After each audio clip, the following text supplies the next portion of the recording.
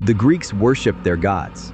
They also feared them, and if you actually read what these gods did, not the cleaned-up cartoon version, the real myths, you'll understand why. Some of them earned that fear completely, but one of them, the one everyone assumes is the villain of the whole family, might be the only decent one in it. By the end of this video, you'll know exactly which is which, and why the Greeks themselves got one of them badly wrong. Let's start with the worst of them, because he came first, because his own crime explains why he became a monster in the first place. Before Zeus, before Olympus, the king of the gods was a titan named Cronus. And Cronus only had that throne because of what he did to his own father, Uranus. Uranus hated his children so much, he hid them away inside the earth itself. So Gaia, his wife, handed Cronus a sickle and asked him to end it. Cronus ambushed his father and castrated him, throwing the severed remains into the sea. And from that sea foam, according to the myth, the goddess Aphrodite was born. That's how the family business started. Violence against a parent, rewarded with a crown. So when it was Cronus's turn to hear a prophecy that one of his own children would do to him exactly what he'd done to Uranus, he didn't take any chances. Every time his wife Rhea gave birth, he took the child from her arms and swallowed it whole. Not killed, swallowed alive. One after another, Hestia, Demeter, Hera, Hades, Poseidon, 5 children, gone, trapped living inside their own father because he was too afraid of losing his throne to risk letting them grow up. Rhea kept having children. Cronus kept eating them. What would you do if you were her, watching this happen 5 times in a row?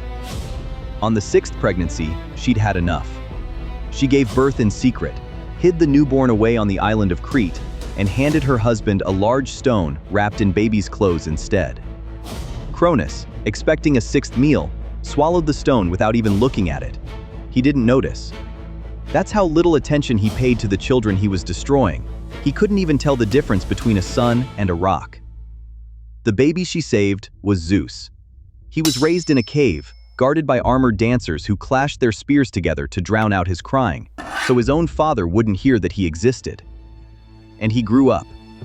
When Zeus was old enough, he came back for revenge, and he didn't come alone. He forced Cronus to vomit up everything he'd swallowed, the stone first, and then, one by one, alive after years trapped inside their father, his brothers and sisters. Hestia, Demeter, Hera, Hades, Poseidon, they walked back out into the world and immediately joined Zeus in a 10-year war against the Titans. It was a stalemate until Zeus went further than his father ever would have. He freed the monstrous prisoners Uranus and Cronus had both kept locked away underground, the Cyclops and the 100-handed giants. And in gratitude, they forged him his thunderbolts. Cronus lost.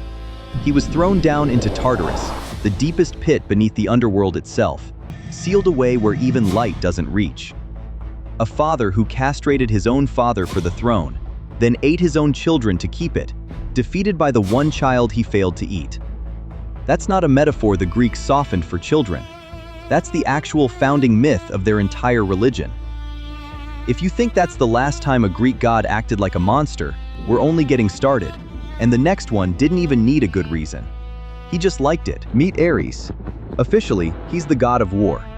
Unofficially, even the other gods couldn't stand him, including his own parents. And that's the detail people skip. This isn't humans complaining about a god they don't understand.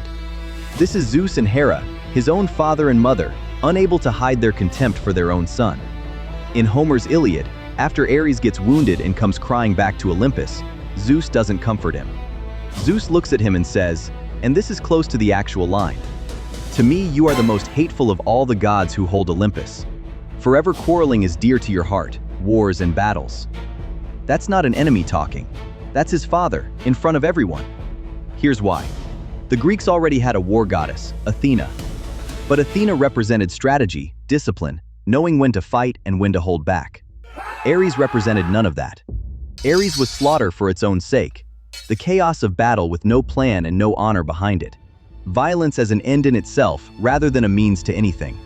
He wasn't feared as a brilliant general.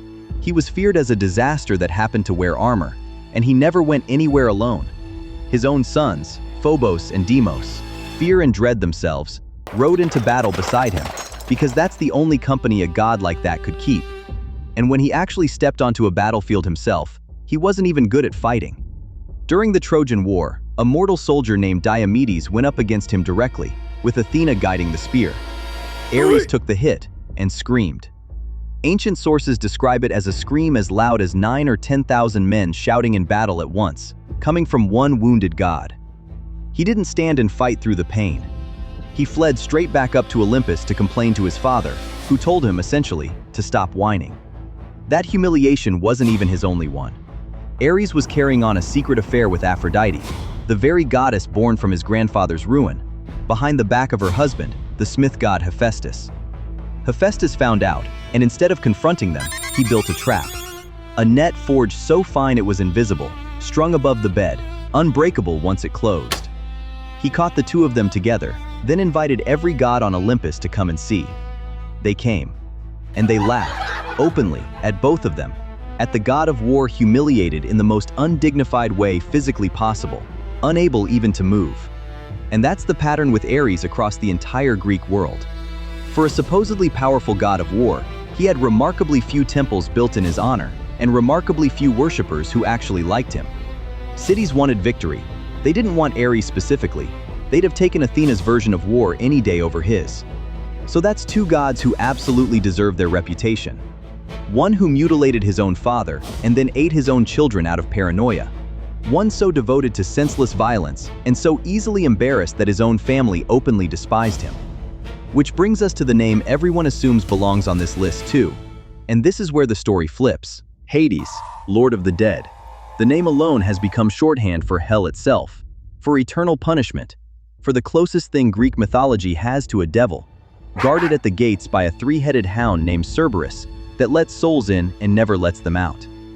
Here's the problem with that reputation. It's wrong, and it was wrong from the very beginning. Ancient Greeks didn't fear Hades the way later cultures feared Satan. They barely wanted to say his name out loud. Not because he was cruel, but out of simple respect. The same instinct that makes people avoid casually joking about death itself. First mistake people make. Hades isn't even the god of death.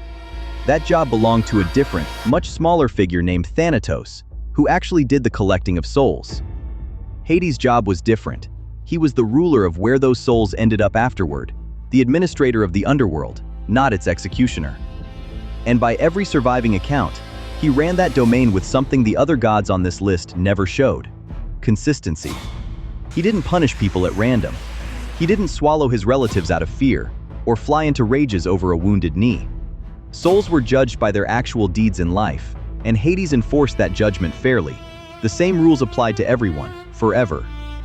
Look at who actually ends up suffering down there in the myths. Sisyphus, endlessly pushing his boulder uphill because he tried to cheat death itself, twice. Tantalus, starving within reach of food and water forever because he served his own son to the gods at a dinner to test them. Those aren't random victims. Those are people who earned exactly what they got, and Hades was simply the one making sure the sentence stuck. Ancient writers even called him the Zeus of the dead. Same authority, same seriousness, just presiding over a different kingdom. Now, to be fair to history and not just to Hades, his record isn't spotless. The most famous story about him is the abduction of Persephone, dragging her down to the underworld to be his bride while she screamed for her mother. And ancient sources are blunt about it. This was force, not romance, whatever gentler versions modern retellings prefer. That's a real dark mark, and it deserves to be named as one, not smoothed over just to make this video's argument cleaner. But look at what it takes to earn worst god, next to a father who mutilated his own father, then swallowed 5 of his own children out of paranoia. Even at his worst, Hades never came close to that. There's also this. In early Greek belief, Hades wasn't purely grim at all. He carried a second identity as a god of hidden wealth, because gold, gems, and fertile soil all come from beneath the earth, from his domain. The underworld wasn't only where you ended up, it was also where riches came from. That's not the resume of a devil.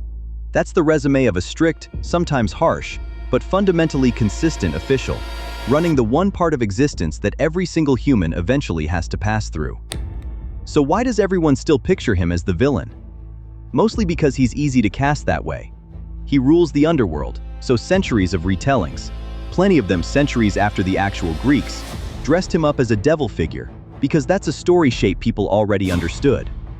But the Greeks who actually worshipped these gods knew better. They saved their real fear for the ones who'd earned it. A father who mutilated his own father for a throne and then ate his own children to keep it. And a son so addicted to violence that his own parents said his name with disgust. Next to them, the quiet god running the afterlife with fair rules and consistent judgment was never the real monster of the family. He just got the worst press in history. And maybe that's the real lesson sitting underneath all three of these stories. The Greeks didn't build gods to be role models. They built them to be mirrors. For paranoia that eats the very people you claim to protect, for violence with no purpose behind it, and no dignity in the losing, and for the fear we aim at the wrong target, simply because it wears the scariest looking mask.